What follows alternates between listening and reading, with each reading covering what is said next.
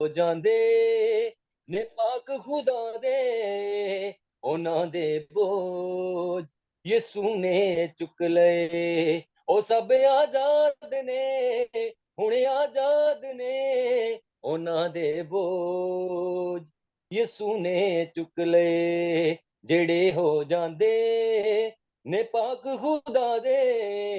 उन्हां दे बोझ यसू ने चुक लए उन्हां दा जुम्मेवार है यसू उन्हां दा पहरेदार है यसू उन्हां दा गमखार है यसू उन्हां दा यार है यसू उन्हां दा जुम्मेवार है यसू उन्हां दा पहरेदार है यसू उन्हां दा गमखार है यसू उन्हां दा यार है यसू जेड़े लड़ लगदे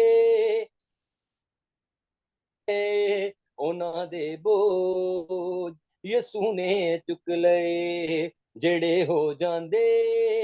ने पाक खुदा दे उन्हां दे बोझ यसू ने चुक लए जेड़े हो जांदे ने पाक खुदा दे उन्हां दे बोझ यसू ने चुक लए उन्हां लई हासे है यसू दुखां च दिलासे है यसू उन्हां दे आसे पासे है यसू मिटाउंदा काटे है यसू उन्हां लई हासे है यसू दुखां च दिलासे है यसू उन्हां दे आसे पासे है यसू मिटाउंदा काटे है यसू दवावां कर दे जो पाक खुदा दे उन्हां दे बोझ यसू ने चुक लए दुआवां कर दे जो पाक खुदा दे उन्हां दे बोझ यसू ने चुक लए जेड़े हो जांदे ने पाक खुदा दे उन्हां दे बोझ यसू ने चुक लए ओ सब आजाद ने हुणे आजाद ने उन्हां दे बोझ यसू ने चुक लए जेड़े हो जांदे ने पाक खुदा दे उन्हां दे बोझ यसू ने चुक लए उन्हां ली आराम है यसू उन्हां दा जिंद जान है यसू उन्हां दी पहचान है यसू उन्हां दी शान है यसू उन्हां ली चैन राम है यसू उन्हां दी जिंद जान है यसू उन्हां दी पहचान है यसू उन्हां दी शान है यसू जो सिर झुकाउंदे ने पाक खुदा दे उन्हां दे बोझ यसू ने चुक लए जो सिर झुकाउंदे ने पाक खुदा दे उन्हां दे बोझ यसू ने चुक लए जेड़े हो जांदे ने पाक खुदा दे उन्हां दे बोझ यसू ने चुक लए ओ सब आजाद ने हुणे आजाद ने ओ सब आजाद ने हुणे आजाद ने उन्हां दे बोझ यसू ने चुक लए जेड़े हो जांदे ने पाक खुदा दे उन्हां दे बोझ यसू ने चुक लए उन्हां दे बोझ यसू ने चुक लए उन्हां दे बोझ यसू ने चुक लए मसा यसू की हजूरी में आ पाना है जो रूह का मसा यसू की हजूरी में आ भी जा देर न लगा भी जा देर न लगा यसू की हजूरी में पाना है जो रूह का मसा यसू की हजूरी में पाना है जो रूह का मसा यसू की हजूरी में यसू की हजूरी में यसू की हजूरी में यस आमीन। आमीन। आइए हम खुदा बाप, खुदा बेटे, खुदा रूह कुदस के लिए तालियां बजाएंगे और खुदा को, वो खुदा उनके जिंदा कलाम को हम अपने दरमियान वेलकम करेंगे अपनी तालियों की आवाज में, क्योंकि खुदा ने अपने कलाम को सबसे ज्यादा इज्जत दी है। हम खुदा उनके लिए, खुदा उनकी बंदी के लिए भी खुदा उनकी शुक्रगुजारी करते हैं, उनके लिए बरकत चाहते हैं, ताकि खुदा का रूह उनमें से होकर हमसे बोले। आमीन। हालेलुया। हालेलुया। मसीह के जलाली नाम में आप सबको सलाम। आपका भी सलाम। खुदा की शुक्रगुजारी करते हैं आज के इस दिन के लिए जो उसने बख्शा है, ताकि हम उसकी वर्शिप कर सकें, उसके नाम को जलाल दे सकें और उसकी आवाज को सुन सकें। तो शुक्रगुजारी करते हैं, चाहे हालात कैसे भी हैं, क्योंकि हम देखते हैं हर जगह, टेलीविजन पे, इंटरनेट पे, हर जगह जो भी सोर्सेज हैं उन सब पे हमें नजर आता है कोई ना कोई मसाइल आ रहे हैं, कोई ना कोई शोर, बेचैनी दुनिया में नजर आ रही है। और इसके अलावा अगर दुनिया के अलावा अगर देखें तो इंसान की अपनी जिंदगी में भी कोई ना कोई जंग है, जो कि इनफरादी तौर पर वो लड़ता है, जीतता है, हारता है। और कलीसिया भी चूंकि इसी दुनिया में रहती है, तो इसलिए उन्हीं लोगों जैसा हाल अगर हम देखें तो आम आदमी को जो दरपेश मसाइल हैं, हालात का सामना करना पड़ता है, कलीसिया को भी ऐसे ही हालात का सामना करना पड़ा है। लेकिन अगर हम देखें तो दुनिया के हालात या हमारे इनफरादी जो है, पर्सनल जो है जंग जो है, हालात कैसे भी हों, लेकिन एक ईमानदार जो है उसके दिल में ये एक तसल्ली है, और ये उसके लिए अंदर, उसके अंदर एक मुकाशफा है कि खुदा जो है वो सारे हालात के बावजूद तख्त पर बैठा है, इंसाफ के लिए, हमें बहाल करने के लिए, हमें आजाद करने के लिए। और कोई भी चीज जो दुनिया में है, हालात हैं चाहे कुछ भी हैं, वो खुदा के दायरा कार से वो बाहर नहीं है। तो आज हम खुदा के कलाम में से देखेंगे ज़बूर नंबर 93 ज़बूर, उसकी पहली 4 आयत खुदा के कलाम में से पढ़ेंगे। यहाँ पे लिखा है, खुदावंद सल्तनत करता है, वो शौकत से मुलब्बस है, खुदावंद कुदरत से मुलब्बस है, वो उससे कमर बस्ता है, इसलिए जहां कायम है और उससे जुम्बिश नहीं। तेरा तख्त कदीम से कायम है, तू अजल से है। सैलाबों ने, ए खुदावंद, सैलाबों ने शोर मचा रखा है, सैलाब मौजन है।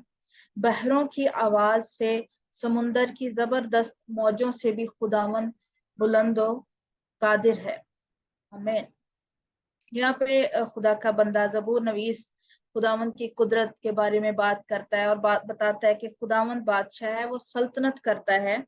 और वो शौकत से मुलब्बस है, और उसका जो तख्त है वो कायम और दायम है, चाहे हालात कैसे भी हों, कुछ भी हो जाए, लेकिन हमारा खुदावंद जो है वो तख्त पर बैठा है, और वो तख्त नशी है, वो इंसाफ करता है, वो हमें बहाल करने की कुदरत रखता है। तो मत्ती की इंजील में अगर हम देखें 28वें बाब में भी वहां पर लिखा है, उसके 18वीं आयत में लिखा है, मसीह ने फरमाया कि आसमान और जमीन का कुल इख्तियार मुझे दिया गया। तो खुदावन जो है वो सल्तनत करता है और उसका तख्त कायम है। और ये एक मुकाशफा है कि जो इंसान की तारीख खुदा के इलाही मकसद की तरफ जा रही है। अगर देखें तो बाइबल मुकद्दस में तारीख में बहुत सी बातें हमें नजर आती हैं। खुदावन जो है वो तारीख को, हिस्ट्री को जो है वो अपनी तरफ मोड़ता है, अपने मकसद के लिए। तो हम चाहे कई दफा इंसान होते तल्ख हो जाते हैं, कई दफा हम सोचते हैं शायद खुदावन ने ऐसे क्यों किया, लेकिन खुदावन जो है वो हिस्ट्री को, तारीख को जो है वो अपनी तरफ मोड़ता है, और वजह सिर्फ ये है कि वो अपना मकसद पूरा करना चाहता है। इसलिए जो तारीख, जो हिस्ट्री की जो इब्तदा या इंतहा जो है, उसका शुरू या आखिर जो है वो सब खुदावंद के हाथों में है। और इंसान की जो जिंदगी अगर हम देखें तो वहां पर भी ये कोई ड्रामा या कोई कहानी नहीं है, बल्कि ये खुदावंद के इलाही मकसद की ये कहानी है। और इंसान की जो जिंदगी है अगर हम देखें तो बाइबल मुकद्दस में इंसान की तख्लीक के बारे में बयान किया गया। अब्राहम का बुलावा है, फिर दाऊद बादशाह का जो नमूदार होना, उसका आना, और फिर बनी इसराइल की असीरी और वापसी, फिर यसु मसीह का मुजस्सम होना, और ईद पेंतिकोस्त पर रूहुल कुद्स का नाजिल होना, फिर कलीसिया का वजूद और यसु मसीह की आमद। फिर ये सारी चीजें जो हैं, वो सारी बातें जो हैं, ये खुदा के मकसद का हिस्सा है। और हमेशा जो इंसान की जो मंसूबा बंदियां हैं, जो भी हम प्लानिंग करते हैं, खुदा का मंसूबा उन पर गालिब आता है। और फिर अगर हम देखें तो एक एक खुदा का बंदा स्कॉलर पुराने टाइम में वो कहता है कि इस बात में को हमें समझने में मदद देती है उसकी बात। कहते हैं कि खुदा के जो मंसूबों की जो मुसलसल खुदा जो है वो हमारे मंसूबों की मुखालफत करके तारीख की हिफाजत नहीं करता, बल्कि इसके बरक्स वो उन्हें अपने मंसूबों पर अमल पैरा होने देता है। और फिर इंसान जो है वो वाज़े तौर पर अपने जो है मंसूबे उनको पूरे करते हुए नजर आता है, लेकिन इसके बावजूद वो खुदा के हाथ में एक वसीला बनने से बच नहीं सकता। इंसान चाहे जितने भी हम मंसूबे बनाए, हम जितने भी यहाँ पर मौजूद हैं और जितने सुन रहे हैं और सुनेंगे, वो सब जो हैं जितने खुदावंद को जानते हैं, वो इस बात को जानते हैं। हम में से बड़े लोग जिन्होंने भागने की कोशिश की, जिन्होंने खुदावंद को छोड़ने की कोशिश की, जिन्होंने खुदावंद के मंसूबे को रद्द करने की कोशिश की, लेकिन खुदावंद ने अपने मंसूबे को, चाहे हम कैसे भी हालात में से गुजरे हैं, किसी तरह के भी हालात में से गुजरे हैं, बेरोजगारी के उसके दौर में से भी गुजरे होंगे, शायद हम कोई काम कर लें, लेकिन खुदावंद का मकसद था कि हम खुदावंद की खिदमत की तरफ आए, हम खुदावंद के काम की तरफ आए। बड़े सारी बातें जो हैं वो हम करने की कोशिश हमने की होगी, लेकिन खुदावंद अपने मकसद को हमारी जिंदगी में पूरा करता है और उसको उसकी तकमील करता है। तो अगर हम देखें बाइबल मुकद्दस में मूसा के बारे में, और मूसा जो है वो मिस्र के बादशाह फिरौन और फिर बलाम की जिंदगी की मिसालें जो हैं वो हमें नजर आती हैं कि किस तरह खुदावंद उस टाइम में भी तख्त नशीन था, सल्तनत कर रहा था। और ये उसकी तख्त नशीनी का सबूत है कि खुदावंद जो है, कलाम कह रहा है कि खुदावंद सल्तनत करता है, उसका तख्त जो है वो कायम व दायम है। तो अगर हम बाइबल मुकद्दस में हम पढ़ते हैं तो वहां पे लिखा है कि फिरौन ने अपना दिल सख्त किया, उसका मंसूबा जो था वो खुदा के लोगों को गुलामी में रखने का था, लेकिन खुदा ने उसे इस हद तक जाने दिया कि वो खुदावन की मर्जी को पूरा कर सके, और उसकी जो सख्त दिली थी वो खुदावन के हाथ में एक हथियार बन गई। खुदावन ने इसको अपने हथियार के तौर पर इस्तेमाल किया। उसकी सख्त दिली, कई दफा हमें ऐसे लोगों का सामना करना पड़ता है जो सख्त दिल होते हैं, जो हमें शायद जीने नहीं देते, या हमें खुदावन के साथ चलना भी हमारा जो मुश्किल कर देते हैं। तो खुदावन जो है उनकी सख्त दिली को अपने मकसद के लिए इस्तेमाल करता, उस अपने अपने हाथ में वो हथियार के तौर पर उन चीजों को इस्तेमाल करता है, ताकि हम जो हैं वो उसको जान सके कि वो खुदावन जो है वो तख्त नशी है, वो कभी हमें छोड़ता नहीं, वो इंसाफ करता है। और उस फिरौन के टाइम में जब सख्त दिल था, उसकी सारी बातों के बावजूद खुदावन का जो निजात का मंसूबा था वो उसकी सख्त दिली पर गालिब रहा। फिर उस फिरौन की सख्त दिली के सबब से खुदावन का जोर, उसका इख्तियार जो था वो बाएं फिर बहरा कुल्ज़म में रास्ता बनने की सूरत में हमें खुदावन की मर्जी जो है वो जाहिर होती है। फिर इसी दौरान में जो खुदावंद है, यहोवा है, उसका नाम कनान की तमाम कौमों में फैल गया, उसकी सख्त दिली की वजह से, क्योंकि वो इसराइलियों को बाहर नहीं जाने दे रहा था, वो उनको आजाद करने नहीं दे रहा था। लेकिन खुदावन ने उसी सारे टाइम में खुदावन ने अपने नाम को कौमों तक फैला दिया। और फिर हम बाइबल मुकद्दस में खरूज की किताब में देखते हैं, मूसा का गीत में इसका जिक्र है। वहां पे लिखा हुआ है 14वीं और 16वीं आयत में, 15वें बाब की, खरूज 15वां बाब और उसकी 14वीं और 16वीं आयत में लिखा है, कौमें सुनकर थरा गईं और फलस्तीन के बाशिंदों की जान पर आ बनी। अदूम के रईस हैरान है, मुआब के पहलवानों को कपकपी लग गई। कनान के सब बाशिंदों के दिल पिघले जाते हैं, खौफो हरास उन पर तारी है। तेरे बाजू की अजमत के सबब से वो पत्थर की तरह बेहिस्सो हरकत है। जब तक ए खुदावन तेरे लोग निकल ना जाए, जब तक तेरे लोग जिनको तूने खरीदा है पार ना हो जाए। तो यहाँ पर हम देखते हैं कि मूसा खुदावन की उस कुदरत के बारे में बात करता है, किस तरह खुदावन ने उस सारे उन हालात को, उस सारे लोगों के रिएक्शंस को खुदावन ने अपने हथियार के तौर पर इस्तेमाल किया।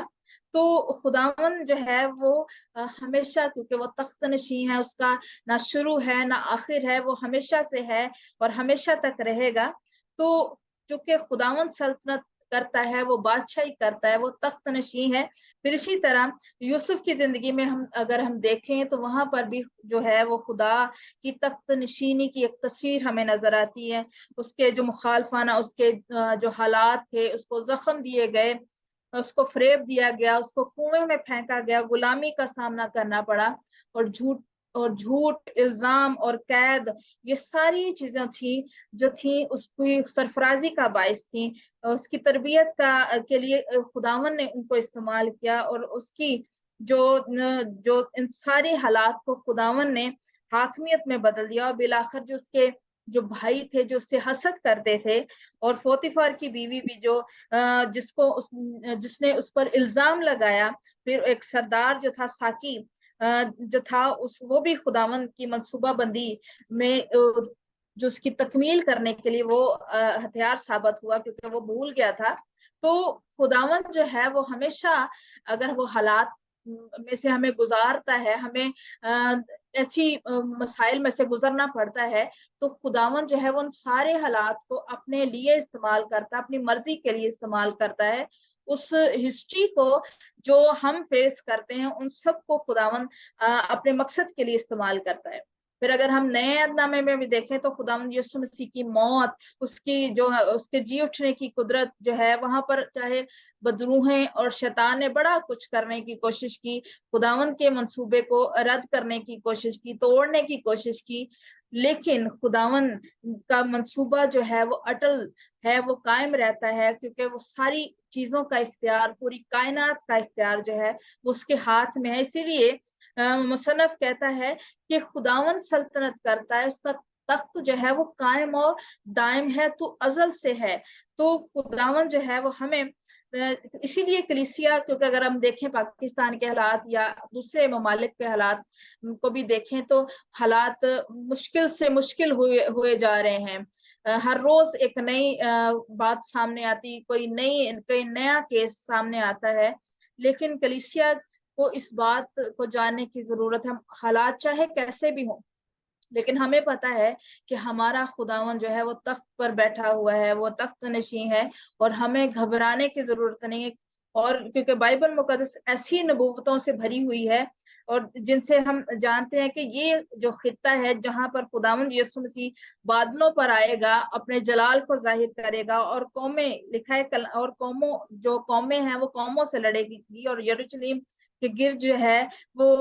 लड़ाई होगी, फिर खुदावंद की आमद होगी। तो इसका मतलब है कि चाहे हालात कैसे भी हों, हमें कैसी भी मुश्किलात का सामना करना पड़े, लेकिन हमें ये बात याद रखने की जरूरत है कि हमारा खुदावन जो है वो तख्त पर बैठा है, वो इंसाफ करता है, और फिर उसकी चूंकि आमद करीब है, उसकी आमद का दौर है, और फिर खुदावन यीशु मसीह जो है वो इंसानी जिंदगी पर, हम इंसान होते हुए हमें जरूरत है कि हमारा खुदावन जो है वो बादशाह हो। खुदावन की आमद करीब है, वो जल्द आने वाला है, और चाहता है कि वो हमारी जिंदगियों पर बादशाही करे, इंसाफ, मोहब्बत का राज हो, दीनदारी का जो राज हो, और दुनिया में से फरेब, बदी जो है वो पाक हो जाए। कलाम कहता है कि जैसे समुंदर पानी से भरा है, वैसे ही जमीन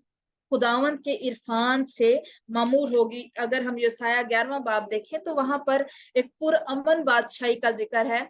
हालात, ये जो हालात हमें फेस करने पड़ रहे हैं, इनके बाद खुदावंद जो है वो अपनी बादशाही को कायम करने वाला, लिखा है, हम इस हवाले से बहुत अच्छी तरह वाकिफ हैं। लिखा है कि और यसी के तने से एक कोंपल निकलेगी, और उसकी जड़ों से एक बारावर शाख पैदा होगी, और खुदावंद की रूह उस पर ठहरेगी, हिकमत और खिरत की रूह, मसलहत और कुदरत की रूह, मार्फत और खुदावंद की रूह,